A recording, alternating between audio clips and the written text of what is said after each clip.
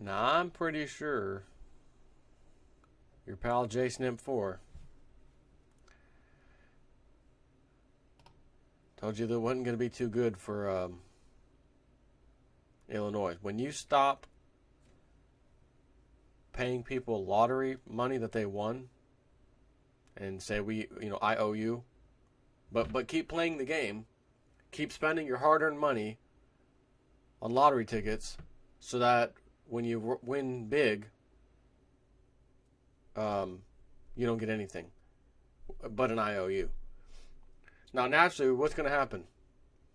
If I was a store, a legitimate store, you've shopped with me all the time, years and years and years, everything's been fine, I gave you the items you paid for, everything was good.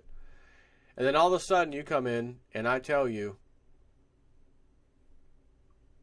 you're going to pay me for the groceries you normally get, I'm not going to give you one of them. I'm going to send you an IOU. Hold on, I'm going to pay you for the groceries I normally get, and you're going to give me an IOU in exchange? Yeah. I'm going to better it, because this is what the truth is. You pushed a card up here and paid for it. Or better yet, you know how you can go online and buy stuff and then, pick it up at the store. Oh, yeah. So you just bought a bunch of stuff at the store online. It'll be ready for pickup in a half hour. Get the email. Oh, your stuff's ready. Okay. Go down there and get it. And you get down there. We don't have any of it. But I already paid you and I got this online. I gave you my money for this product, this thing. You said it was here. And now you're telling me it's not. Yeah, and it's not that it's not here like it's not in stock.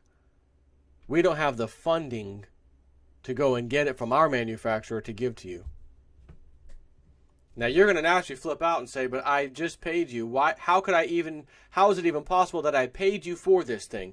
Why wouldn't your website stop me and say, this product, without any reason, just this product's not available? Shouldn't your website stop me? Just like when I go buy them lottery tickets in Illinois, shouldn't the vendor at the counter, when they press the button to get a new ticket out, it stops and says, sorry, the state of Illinois doesn't have any money to pay out anybody that wins these larger numbers, larger payouts. So these tickets can't come out. If you did that anywhere else, you'd be thrown in prison. You'd be thrown in prison if you did what the state of Illinois is doing. You'd be in prison, taking people's money for a product that you can't deliver, and knowing in advance you can't deliver. That's where the fraud comes in. They took the money from everybody, millions and millions and millions and millions and millions of dollars. And then when the one big winner, 20 million, 10 million, whatever it is, IOU for you. While simultaneously taking in that lottery money. I read you these stories all about Illinois recently. And I'm going to say now, I think the state of Illinois is literally a financial walking dead man. This is not going to be hard for anyone to believe that what would happen when you give money to the state thinking I'm going to get a lottery ticket and I might win. I know my chances are terrible. I probably won't win. But even if I do win, and that's why I'm playing, so I might win, I want to know that I can get my prize. So I'll be damned if I'm going to continue giving money to this system over here when I know they're going to send me an IOU. I'm going to go to a different state. We border a couple different states here. Or 3 states, whatever. We'll go there. Sure enough, zero hedge. Illinoisans look to get lucky in other states after Lotto IOU debacle. 2 weeks ago, Illinois Comptroller Leslie Geisler Munger announced that the state would skip a $560 million pension payment in November thanks to the budget battle in Springfield. The news marked the latest embarrassment in a string of setbacks tied to an increasingly serious financial crisis that was thrust into the national spotlight in May when the state Supreme Court's decision to strike down a pension reform bid prompted Moody's to downgrade Chicago to junk. As we documented back in August, the state is, in fact, so broke that it's begun paying lotto winners and IOUs. We discussed that already. The practice of handing out Ronner bucks instead of Federal Reserve notes was initially limited to those who won more than $25,000. But in the wake of Geisler Munger's announcement, the upper limit on cash payouts was reduced to just $600. That followed directly on the heels of our prediction that, quote, anyone who wins more than a few thousand in the Illinois lottery can go ahead and figure on getting a piece of paper with Bruce Ronner's picture rather than Ben Franklin's for the foreseeable future. Now that Illinois isn't paying out lottery winners, Illinoisans are simply driving to other states to play. And here's something from the Chicago Tribune. And by the way, I want to talk about Chicago because I did a video a long while back where I gave you the reasons why I thought if there was ever going to be another, aside from 9/11, false flag attack in our country, why I personally thought it would be Chicago. And then we had this whole Guccifer hacker guy say he hacked the Bush family, Rockefeller family, Pentagon, all kinds of high-level places, and he's determined they planned on doing just such a thing in, believe it or not, Chicago or Pennsylvania. He wasn't sure, but that's the two states that he got from the hacking. And someone emails me something that I had to scratch my head and say, you got to be kidding me. You know how they love putting stuff in the movies. I'm going to do a separate video on that. But here's a interesting issue for Chicago. Chicago's in dire straits. Boy, oh boy, do they need a false flag to wipe that place off the face of the earth. And what else is in Chicago? Chicago Mercantile Exchange, CME Group. The Sears Tower, although it's called the Wallace or whatever the hell tower, it's changed names 3 times. And the BlackRock Financial Group has something fishy going on with them in that building too. So anyways, that'd be for a different video here shortly, but I wanted to share this with you. If there's any speculation that, things are getting a little bit better, and I don't want to have to rain doom upon your happy speak or your hopefulness, but I have to keep, it is my duty. I swore an oath to myself. No, I didn't really, but you know what I mean. I swore to protect and uphold the truth and keep things real. I don't have time for fluffy crap. Hope, change, none of that nonsense. Remember the video I did the other day? Zambia. Dollar chart. This was the country that was holding a prayer and fasting session to ask God to stop having their dollar go down more than it had been recently. So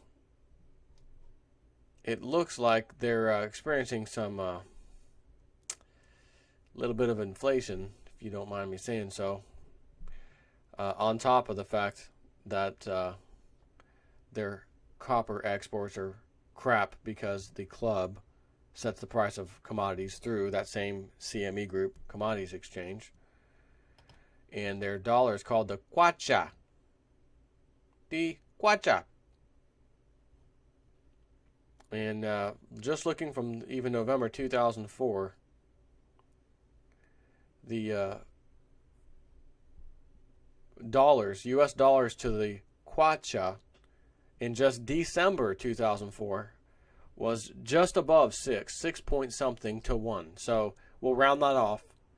It cost 6 kwacha dollars for one US dollar, right? So if you moved to Zambia with your American dollars, you'd have 6 times more dollars over there. Not that that means much, because it's when it takes a wheelbarrow full of money to buy stuff, doesn't mean anything. So June, July, August of this year, it was touching and tipping towards 8 to 1. Again, the higher that number goes, the worse it is for those people. And then September happened. That was June, July, August. Then September happens, and it jumps from 8 ratio of $8 of theirs to $1 of ours to 10 rapidly. And then in the middle of September, it jumps to about 12.5. They have their little prayer session and fasting. Want the whole country to fast. We're shutting down pretty much everything on Sunday. The wrong day to be praying anyways, according to the Bible. But we'll not get into that right now. So they pray and they fast and they shut down business. No football, no this, no TV. Everything's shutting down for this National Day of Prayer. My mind says, no, don't fast. Eat the damn food while you can. Get as much food as you can while you can at these ridiculous currency exchange rates.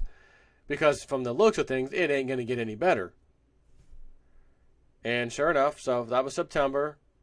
It dropped from like 12.5 down to 12. Then back up around 12.5 again.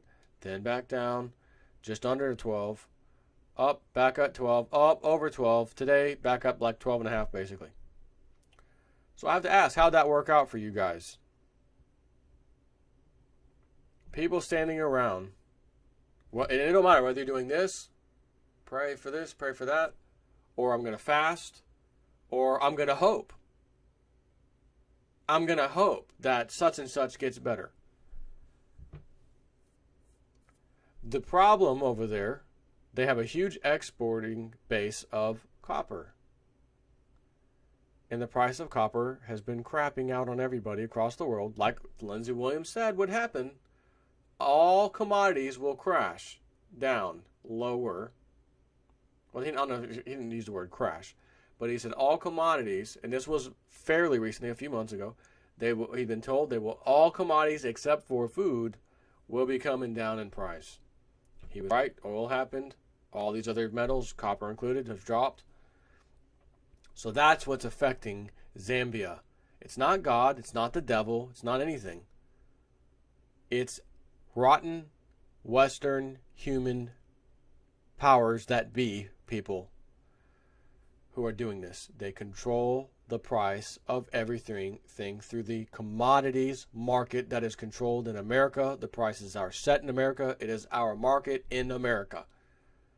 So Zambia people, do not sit there, pray, hope, fast, and stand around while this is happening, because it only ends when the club says it ends. Or something happens that was unforeseen for the club.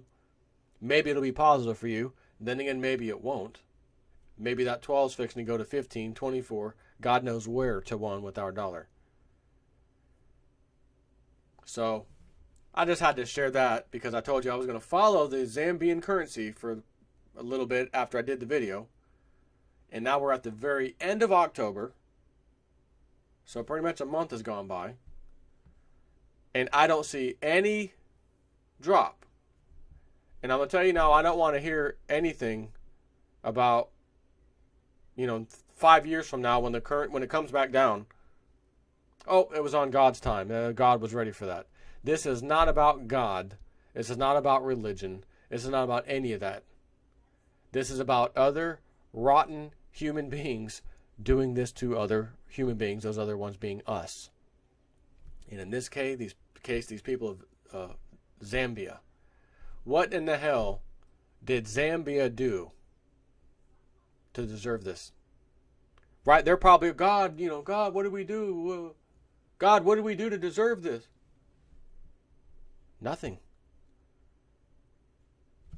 It's American policies the Federal Reserve, the banker club. They set the price of everything.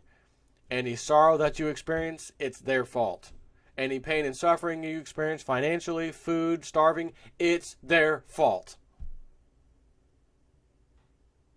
End of story. Take care.